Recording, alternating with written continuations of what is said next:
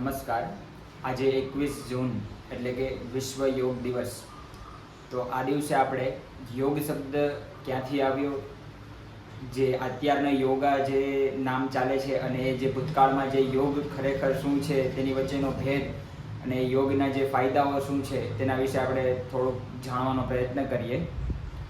સનાતન ધર્મમાં આદિકાળથી જ બે ફાટાઓ ચાલી આવે છે, જે એક છે આસ્તિકતા અને એક છે નાસ્તિકતા. જેમાં નાસ્તિક છે કે જેઓ ઈશ્વર અને વેદને માનતા નથી તેવો સમુદાય છે, અને બીજી તરફ જે આસ્તિકવાદ છે તેમાં ઈશ્વર અને વેદને સંપૂર્ણપણે માનવામાં આવે છે, જેના અલગ અલગ 6 ફાટાઓ પડે છે, જેને દર્શન શાસ્ત્ર કહેવામાં આવે છે અને તે આસ્તિક દર્શનો તરીકે ઓળખાય છે. આવા અલગ અલગ 6 આસ્તિક દર્શનો અનુક્રમે સાંખ્ય દર્શન, યોગ દર્શન, ન્યાય દર્શન, વૈશેષિક દર્શન, પૂર્વ મીમાંસા દર્શન અને વેદાંત દર્શન. તમારા મારા જેવા દરેક હિન્દુઓ એકને એક દર્શન સાથે હંમેશા જોડાયેલા હોય જ છે, જાણે અજાણે જોડાયેલા હોય જ છે.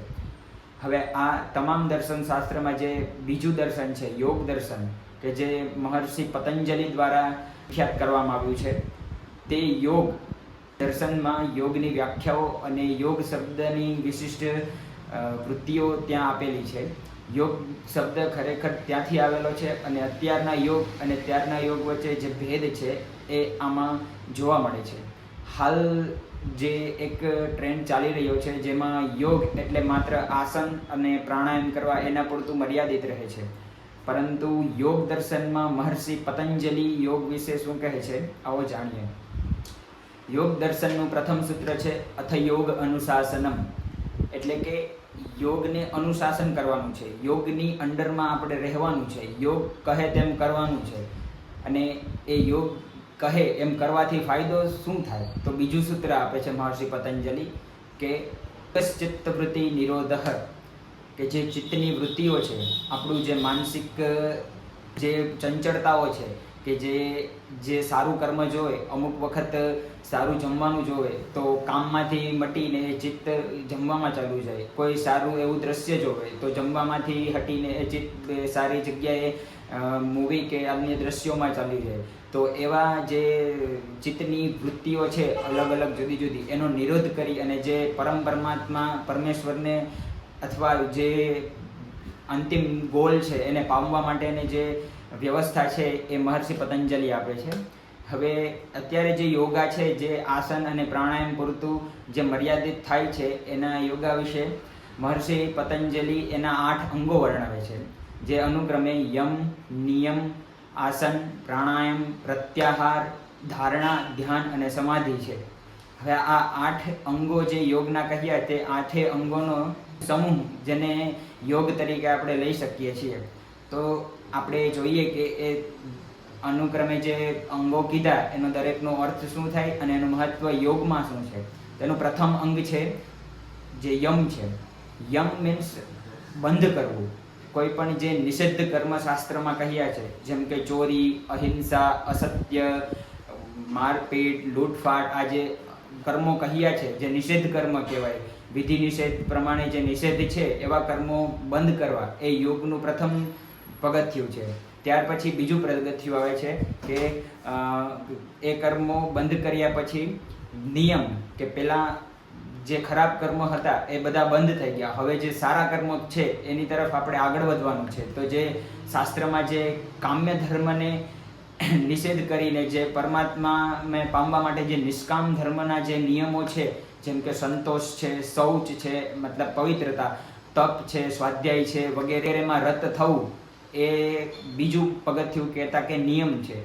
ત્રીજું પગથિયું જે યોગમાં આવે છે, જે એનું ત્રીજું અંગ છે એ છે આસન. જે આસનમાં મહર્ષિ પતંજલિ કહેવા માગે છે કે સ્થિર સુખમ આસનમ. એનો મતલબ ખાલી એટલો જ છે કે જે બોડી પોસ્ચરમાં, જે શારીરિક અવસ્થામાં તમે સ્થિર રહી શકો અને સુખેથી બેસી શકો લાંબા ગાળા સુધી, એને આસન કહેવામાં આવે. પછી જે ઉષ્ટ્રાસન હોય, શીર્ષાસન હોય, કોઈ પણ આસન હોય, તમે સામાન્ય પલોઠી વાળીને સુખાસનમાં બેઠા હો અને એ આસનમાં જો તમે લાંબા સમય સુધી સ્થિર બેસી શકતા હો તો એ પણ એક આસન છે. તો આસન માટે મહર્ષિ પતંજલિ આ દિશામાં દોરવે છે. અને અત્યારનો જે સાંપ્રત સમય છે, જેને યોગ એટલે સમસ્ત યોગને આ એક આસન નામના અંગમાં સમાવી લેવામાં આવ્યું છે. હવે જે આસન છે એનો કરવાથી એનો બેનિફિટ્સ શું? તો કે પહેલાં તો યમનું પાલન કરવામાં આવ્યું, જેથી તમામ ખરાબ વૃત્તિઓ ટળી. પછી નિયમનું પાલન કરવામાં આવ્યું, જેથી સારી વૃત્તિઓ આવી. પછી આસન લગાવવામાં આવ્યું કે જેથી સ્થિર બેસી શકાય. આપણે જે પરમ પરમાત્મા જે પરમેશ્વરનો ધ્યેય છે એને પામવા માટે જે સ્થિરતા જોઈએ એ આપવા માટે આસન છે. તેના ફળ તરીકે મહર્ષિ પતંજલિ કહે છે તતો દ્વંદ્વાન અભિઘાતઃ, મતલબ કે જે શારીરિક દ્વંદ્વો હોય, લૌકિક દ્વંદ્વો, સુખ દુઃખ, ભૂખ તરસ, માન અપમાન, પીડા, દ્વેષ, રાગ દ્વેષ જેવા બધા દ્વંદ્વોનો અભિઘાત એટલે કે બધા દ્વંદ્વોનો અંત, જો એનો અંત થાય તો જ પરમાત્મા તરફની રસ્તો ખુલે. એટલા માટે એનો અંત કરવા માટે મુખ્ય આસનનો જે આવિર્ભાવ થયેલો છે. ત્યાર પછીનું અંગ છે પ્રાણાયામ. તો પ્રાણાયામની વ્યાખ્યા કરતા મહર્ષિ પતંજલિ કહે છે તસ્મિન સતી શ્વાસ પ્રશ્વાસ યોગર વિચ્છેદ પ્રાણાયામ. મીન્સ કે જે શ્વાસ છે અને પ્રશ્વાસ છે, કે જે આપણે શ્વાસ અંદર લઈએ અને શ્વાસ બહાર કાઢીએ, એ બંને છે એનો વિચ્છેદ કરવો, કે એ તમારા હાથમાં હોય. જે કોઈ પણ પ્રાણાયામ કરીએ એનો મુખ્ય હેતુ આ જ હોય કે શ્વાસને અને પ્રશ્વાસને તમારા નિયંત્રણમાં રાખવા. પછી એ ભ્રામરી પ્રાણાયામ હોય, નાડી શોધન પ્રાણાયામ હોય, અનુલોમ વિલોમ પ્રાણાયામ હોય, કોઈ પણ પ્રાણાયામનો અંતિમ ધ્યેય શ્વાસ પ્રશ્વાસને તમારા કાબૂમાં રાખવો. જે આસન કર્યા પછી પ્રાણાયામથી આ ફાયદાઓ થાય. તેના ફાયદાઓ જણાવતા મહર્ષિ પતંજલિ કહે છે તતઃ ક્ષીયતે પ્રકાશાવરણમ. જે પ્રાણાયામ કરવાથી શું ફાયદો થાય? તો કે જો શ્વાસ તમારા નિયંત્રણમાં હોય, વિચ્છેદ તમારા હાથમાં હોય, તો એનાથી પ્રકાશમાં જે આવરણ હોય, જે અંધકાર હોય, જે ખરાબ વૃત્તિઓ હોય, જે સાત્વિક બુદ્ધિ છે એનામાં જે આવરણ હોય, બધા આવરણનો ક્ષય થાય છે અને પરમ પ્રકાશનું દ્રશ્યમાન થાય છે. હવે આ પ્રાણાયામની અવસ્થા સુધી પહોંચ્યા બાદ તમે એલિજિબલ થાઓ છો કે હવે તમારે પરમેશ્વરના રસ્તે જવું છે. તો હવે આટલું કર્યા પછી તમારામાં એવી શક્તિનો આવિર્ભાવ થાય કે તમે એ રસ્તે ચાલી શકો. હવે તમારે કયા રસ્તે જવું છે એના માટેનો નેક્સ્ટ યોગ અંગ આવે છે કે ધારણા. તમારે નક્કી કરવાનું છે, ધારણા કરવાની છે કે મારે ક્યાં જવું છે. કોઈ પણ ગોલ સિદ્ધ કરતા પહેલાં ગોલ નક્કી કરવો પડે. તો સ્વવિષયા સંપ્રયોગે ચિત્તસ્ય સ્વરૂપાનુકાર એવ ઇન્દ્રિયાણામ પ્રત્યાહારઃ. તો એ આસન પ્રાણાયામ પછી પ્રત્યાહાર આવે કે જે ઇન્દ્રિયો છે એને તમારે કાબૂમાં રાખવું. જે ધારણા છે એની પહેલાં ઇન્દ્રિયોને કાબૂમાં રાખવા માટે પ્રત્યાહાર વિધિ આવે કે જે એક તમે એ અવસ્થાએ પહોંચી ગયા. હવે તમારી ઇન્દ્રિય કોઈ પણ દિશામાં જતી નથી. તમે ધારો તો તમને જમવાનું મન થાય, તમે ધારો તો તમને એવી સારી વસ્તુ જોવાનું મન થાય, તમારું મન ક્યાંય ખેંચાતું નથી. એટલે તમે પ્રત્યાહારના સ્ટેપ સુધી પહોંચી ગયા. હવે પ્રત્યાહાર બાદ આવે છે ધારણા, કે હવે તમારે ગોલ નક્કી કરવાનો છે. હવે એ ગોલ સુધી પહોંચવામાં તમને નડે એવું એકેય ફેક્ટર વધતું નથી. તો એના માટે મહર્ષિ પતંજલિ કહે છે દેશબંધ ચિત્તસ્ય ધારણાઃ. દેશ મતલબ કે તમારે જ્યાં પહોંચવું છે એ ધ્યેય તમારા ચિત્તમાં એ દેશનું નક્કી કરવાનું જે સ્ટેપ આવે એ ધારણા થઈ. અને ધારણા પછી જે ધ્યાનનું સ્ટેપ આવે છે તત્ર પ્રત્યેકતાનતા ધ્યાનમ. મતલબ કે એ જે તમે ધારણા કરી એમાં સંપૂર્ણ એકાગ્રતા, કે મારે ઈશ્વર સુધી પહોંચવું છે તો એ સંપૂર્ણ એકાગ્રતા, એનું મતલબ ધ્યાન થાય. અને ધ્યાન પછીની અંતિમ જે અવસ્થા છે, જે યોગનું મુખ્ય ફળ છે કે સમાધિ. તો એ સમાધિ મીન્સ કે તમે પરમાત્મા સુધી પહોંચી ગયા. તમારું જે ધ્યેય હતું પરમાત્મા સુધી પહોંચવાનું, ત્યાં સુધી પહોંચવા માટેની છેલ્લી સમાધિ અવસ્થા કે જે ધ્યાન છે એ લાંબા ગાળા સુધી કન્ટિન્યુ થાય એટલે એ સમાધિની અવસ્થામાં પહોંચી જાય. અને છેલ્લે તમારે જે પરમાત્મામાં આવિર્ભાવ થવો હોય, પરમાત્મા સાથે એકારૂપ થવું હોય, તે પરમાત્મા સાથે એકરૂપ થઈ જાઓ અને ફરી પાછું ત્યાંથી ક્યારેય અધોગતિમાં થાય નહીં, એ સમાધિ. હવે આ જ યોગને જો આપણે જોઈએ તો આપણી જે લૌકિક જીવનમાં જો ફોલો કરવામાં આવે તો કોઈ પણ આપણો ધ્યેય હોય, પછી એ વ્યવહારમાં હોય, કોઈ બિઝનેસમાં હોય, અભ્યાસમાં હોય, તેને પ્રાપ્ત કરવા માટે જે વૃત્તિઓ નડે કે અત્યારના સમયમાં મુખ્ય છે તો મોબાઈલ તરફ આપણું મન ખેંચાય, એ મનને ખેંચાતું અટકાવવા માટે જે વ્યવસ્થા ઋષિમુનિ પતંજલિ આપી છે તે આ યોગ દર્શન છે. કે પહેલાં તો યમ કે એવા જે ફેક્ટર્સ છે કે જે આપણે મોબાઈલ પ્રત્યે આકર્ષે છે, ધારો કે એમાં કોઈ પણ આવતી એપ્લિકેશન્સ, ગેમ્સ, મૂવીઝ એને આપણે જોવાના બંધ કરવા પડે.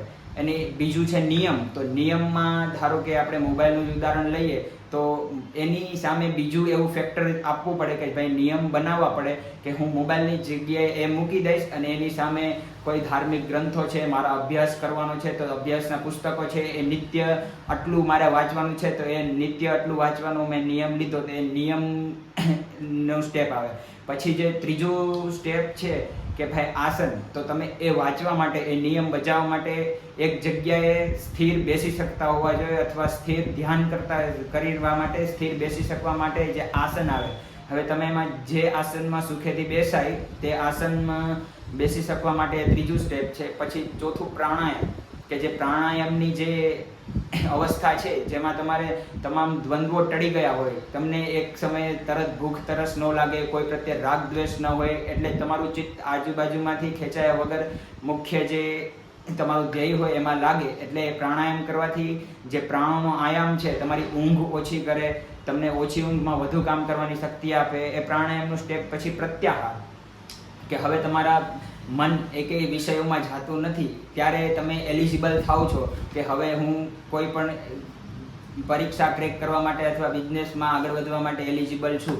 તેના પછી ધારણા, કે તમારું ધારણા હોય, તમારું જે ધ્યેય હોય તેમાં તમારે નક્કી કરવાનું કે આ મારો ધ્યેય છે. ત્યાર પછી ધ્યાન, કે જે પ્રત્યેકાતના એટલે કે એકાગ્રતા, એ તમારો જે ધ્યેય છે એમાં તમારી જે એકાગ્રતા હોવી જોઈએ તે એકાગ્રતા કન્ટિન્યુ થાય, એમાં વાંધો ન આવે. અને અંતિમ જે સમાધિ, એને અત્યાર સાથે જો આપણે મેળવીએ તો તમે એ ધ્યેયને પ્રાપ્ત કર્યા પછી, ધારો કે તમે અભ્યાસમાં છો તો અભ્યાસમાં એક નોકરી એ તમારે મેળવવું છે તો એ નોકરી મેળવી લીધા પછી એમાં અધોગતિ ના થાય એટલા માટે એ સમાધિની સ્થિતિ પ્રાપ્ત થાય છે. તો મહર્ષિ પતંજલિના જે યોગ દર્શન દ્વારા જે સંદેશ મળે છે એ કંઈક આ રીતે છે. અને જે અત્યારે જે યોગ શબ્દ ઉપર દેશ ને દુનિયામાં ચાલી રહ્યું છે તો કે ભાઈ ખાલી આસન પૂરતું, ઉષ્ટ્રાસન, મયુરાસન કે વગેરે જે આસનો આપ્યા છે એનો મતલબ યોગ. ખરેખર જે યોગ દર્શન કહે છે એ યોગ નથી. એ યોગ દર્શન આપણે આગળ જોયું તે પ્રમાણે વિસ્તૃત યોગ છે. ધન્યવાદ.